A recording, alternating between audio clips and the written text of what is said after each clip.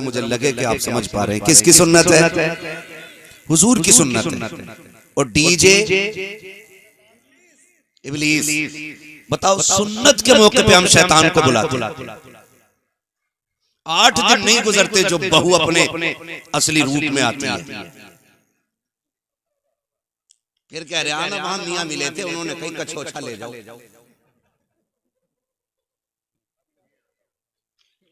हाँ सही कह रहा हूं मैं, कचोचा ले जाओ, वहां नीर का पानी पिलाया भी, नहलाया भी, लगाया भी, हुआ कुछ नहीं। क्योंकि भूत उनके उतरते जिन पे चढ़ा करते, जो खुद भूत नहीं होती है उनके भूत नहीं उतरा कर।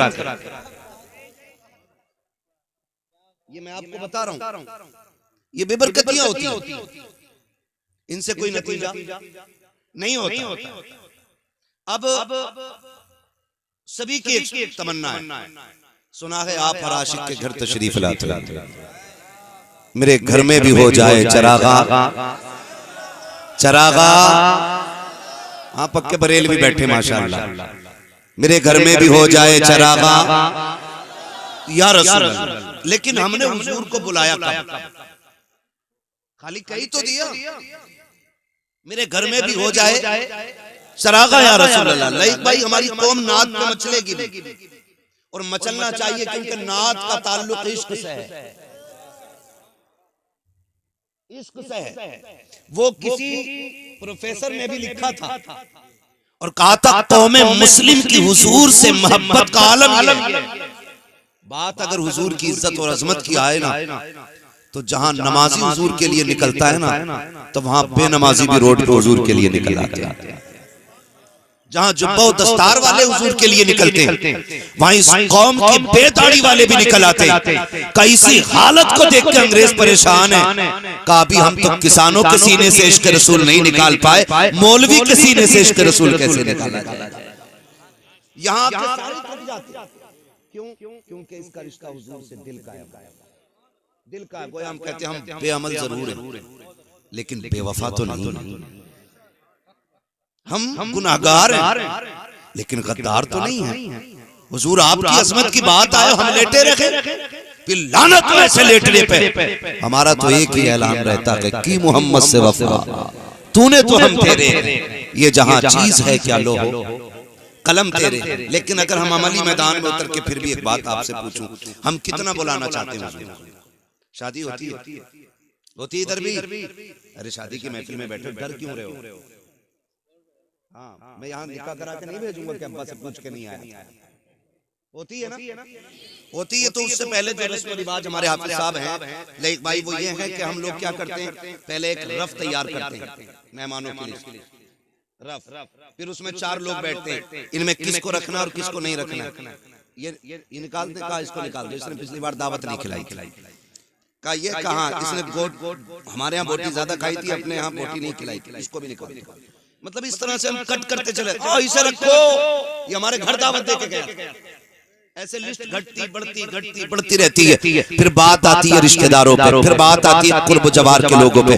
जब रिश्तेदारी की बात आती है, लिस्ट बन जाती है ना, तो बेटा कहता अब्बा फूफा को बुलाओगे कि नहीं? कहा क्यों? कहा वो तो नाराज है। तो लोग बाप भी नाराज भी कह देता नहीं, अगर वो नाराज है हम नहीं जाएंगे बुलाने। 4 लोग बैठ के कहते क्यों ना जाओगी जी, तुम्हारे बेटे का आज चोटी से रहा है, तुम्हें जाना पड़ेगा, जाओगे और बच रहोगे, हम जाके तुमसे मनवाएंगे उनको। और पूरी कौम प्रेशर डालती है, जबरदस्ती ले जाकर के पैर पकड़वाए जाते हैं। आज के हालात में आपको बता दूं, कितने ऐसे मक्कार लोग भी होते हैं कि 3 दिन घर में ही पड़ा रहेगा, जब खाने की बारी आएगी भाग जाता है। कहाँ है फलां साहब? कहा वो नाराज है। कहा 3 दिन से तो यही थे। कहा रोटी नहीं खाएंगे जब तक आप अपने किए की माफी नहीं मांगेंगे। इस तरह से शादियों को भी बर्बाद किया जाता है। मैं कुछ और कहना चाहता हूँ, मैं बताना ये चाहता हूँ, जब लिस्ट बनाई जाती है उसमें खालू को भी मनाया गया, ताऊ चचा को भी मनाया गया, सारे रिश्तेदारों को राजी करके लाया गया। लेकिन मुझे बता तो सकी, सारे रिश्तेदार आ गए, जरा दिल पे हाथ रख के बताओ, जाके पूरी दुनिया की लिस्ट चेक कर लो, सबसे ऊपर खालू का नाम मिलेगा, मामू का नाम मिलेगा। क्या किसी लिस्ट में सबसे ऊपर हुजूर का नाम मिलता है कि नहीं? आका का नाम होता है कि नहीं? नहीं होता। और यार जो नाराज थे उनको राजी करके ले आए, तुमने हुजूर को लाने का कौन सा तरीका इस्तेमाल किया? आप कहोगे मौलवी मुस्तफा को कैसे बुलाया जाएगा? तो सुनो, तुमने कार्ड दे करके अपने खालू को राजी किया, इनविटेशन कार्ड दे करके आपने रिश्तेदारों को बुलाया, लेकिन जब हुजूर को बुलाना था एक कार्ड उनके नाम का भी बनना था। आप कहेंगे कौन सा? मैं ये कहता हूँ जब हुजूर को बुलाना हो मिलाद की महफिल सजा दे, रहमत के फरिश्ते भी आएंगे, मदीने से मुस्तफा चल के तशरीफ ले आए।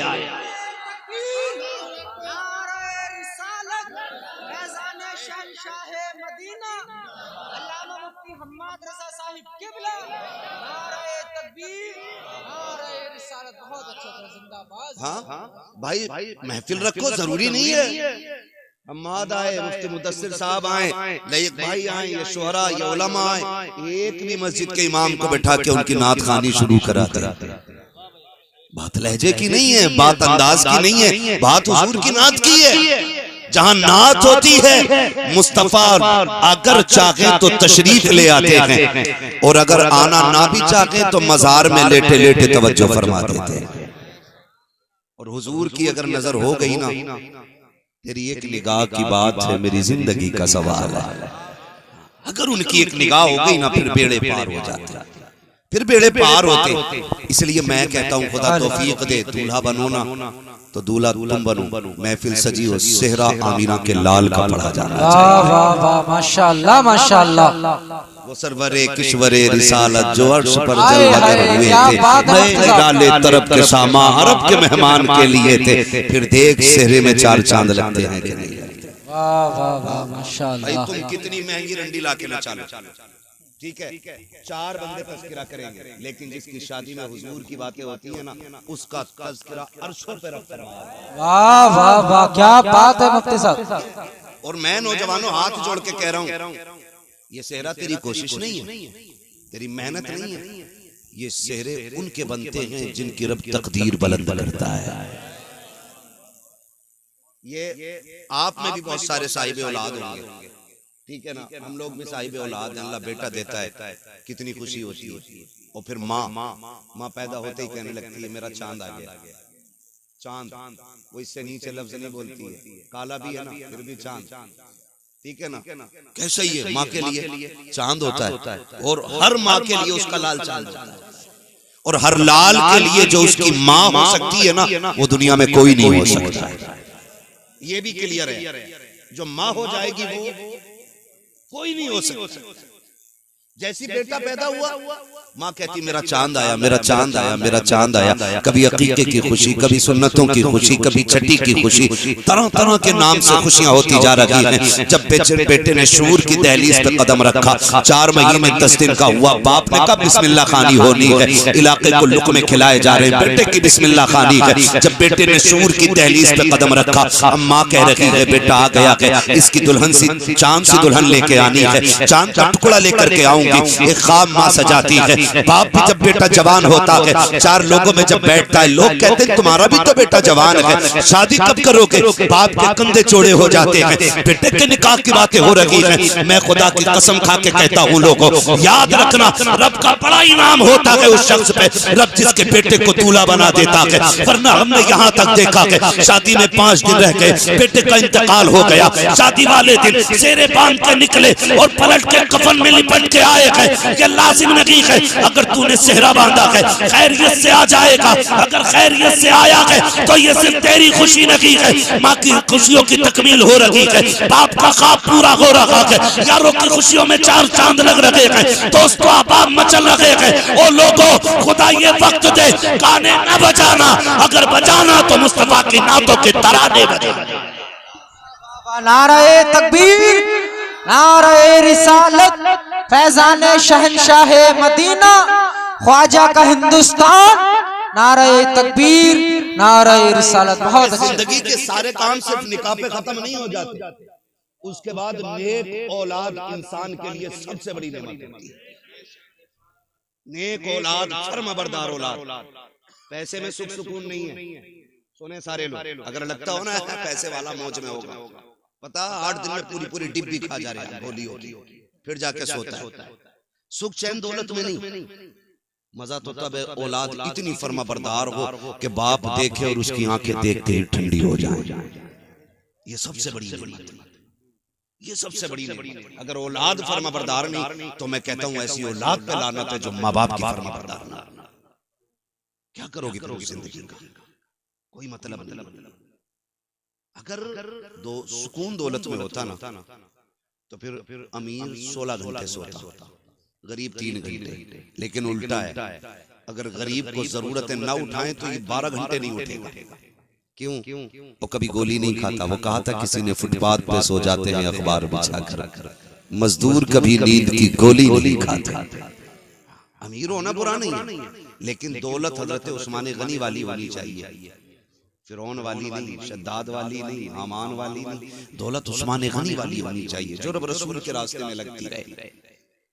और हम तो कहते हैं, मैं नौजवान बैठे, मैं सबसे कहूंगा मेहनत करें और अमीर बने, ताकि आप माँ बाप का बोझ न बने, बल्कि अपने घर वालों का बोझ उठाने के लायक बन जाए। हर नौजवान कोशिश करे। अब तो आग लग गई है, जिधर को निकल जाओ हर कोने पे लिए बैठा, हर कोने पे बैठा। इतनी ठलवी कौम हो गई हमारी, 3 बजे तक जाग रही है, कोई काम भी नहीं है। ठलवे कह रहे दुआ कर दो कोई रोजगार मिल जाए। अगर दुआओं से रोजगार मिलते हैं, ऐसी दुआ करता कि अल्लाह मेरे परिवार को ना मुख्यमंत्री बना। मेहनत भी तो कोई चीज होती है ना यार। तुम पूरी जिंदगी पबजी खेलो और फिर मौलवी की दुआ से अच्छा रोजगार मिल जाए। जिन्हें रत जगह नहीं आते ना, उनके ख्वाब कभी पूरे नहीं होते। ख्वाब वही पूरे होते हैं जो जागते हुए देखे जाते हैं। सोते हुए देखे जाने वाले ख्वाब कभी पूरे, कभी सोते हुए ख्वाब देखे जाने वाले पूरे नहीं होते, नहीं होते। ख्वाब वही पूरे होते हैं जो जागते हुए देखे जाते हैं। अभी भी निकल के आ रहे ना, हर कोने पे एक बैठा, ईद निकली है ना अभी, हर कोने पे मोबाइल लिए, हर कोने पे। हाथ जोड़ के कहता हूँ निकलो इससे और इतने आगे बढ़ो, इतने आगे बढ़ो कि लोग देख के कहें कि हुजूर की उम्मत में भीख मांगने वाले कम नजर आते हैं और लोगों को भीख देने वाले ज्यादा नजर आया करते हैं। ये कैसी उम्मत बने हमारे, मजबूत उम्मत बने। इब्तिदाई दौर इस्लाम का आप देखें, एक खजूर खा करके रोजा रख लेते थे और उसकी गुठली मुंह में डाल करके इफ्तार करते थे। ये दौर इस्लाम पे गुजरा है। लेकिन फिर हजरत फारूक आजम का दौर आया, फिर इस्लाम ने करवट बदली है, तो फिर पूरे मदीने में कोई ज़कात लेने वाला नहीं मिलता था। ये दौर भी इस्लाम ने देखा, लेकिन वो जवान ठलुए नहीं थे, निकम्मे नहीं थे। इस्लाम के लिए जंगे भी लड़ना और बच्चों के लिए हलाल कमाई के लिए कोशिश भी करते रहे, कोशिश भी करते रहे। आज तो क्या कहते हैं, शॉर्टकट। कह रहा ऐसा रास्ता मिला है 10 पे 70 दे रहे, रातों रात अमीर होने के ख्वाब। अब तो वो क्रिकेट चल रहा है ना, ड्रीम 11। तो ये भैया उस पे जुआ लगा रहे, उसको सट्टा ही है, वो भी एक किस्म का सट्टा है। लग गया आधा हो तो लग गया, वरना मुंह देख रहे। रोज लगा रहा है, कितने पैसे लगते? बहुत आगे हो।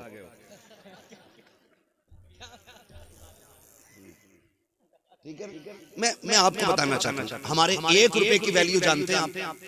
1 रुपए की वैल्यू फरमाया गया, अगर मोमिन की हलाल कमाई का 1 रुपया कब्र में गिर जाए, तख्ते लगा दिए गए, हुक्म यह है कि तख्ता हटाया जाए, पहले रुपया निकाला जाए, फिर दफन किया। तुम्हारे 1 रुपए की वैल्यू ये है, और लालच लेकर डूब गया हमें, शॉर्टकट के चक्कर में हराम पे उतर आए हम। अल्लाह उस दिन से पहले मौत दे दे जिस दिन हमारे हलक में हराम का लुकमा जाए। हलाल, इमाम गजाली से किसी ने कहा था हुजूर दुआएं कब कबूल होती? अब तो रस्म चल गई है, दुआ करिए। उन्होंने भी कह दी ठीक है जा, अल्लाह तेरा भला करे। और पता चले जो कह रहे भला करे उसका सबसे ज्यादा बिगड़ा हुआ मसला है।